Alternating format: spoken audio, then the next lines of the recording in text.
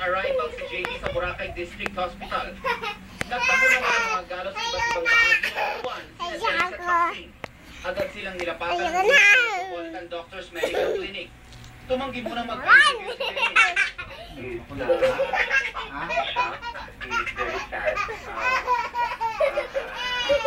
Umiiyak siya kanina kausap ko and medyo hindi ka siya makapaniwala sa mga stabilis ng mga pangyayari kasi they were just having fun. Bukas, nakatakdang bumalik sa Maynila si Dennis. Nelson Canla sa Katutok, 24 oras. Yan po ang mga balitang aming tinutukan sa kanila sa 24 oras. Maraming salamat po sa inyong pagkakita mula sa tahanan ng Katotohanan sa ngalan ni Mel Tiangco o ni Sino at Pia Juanyo. Ako po si Mike Enriquez. Ito ang CMA. Walang kinikilingan, walang kapataytaan, walang kasinungalingan. Servisyo totoo lamang. At dahil hindi natutulog ang balita, nakatutok kami 24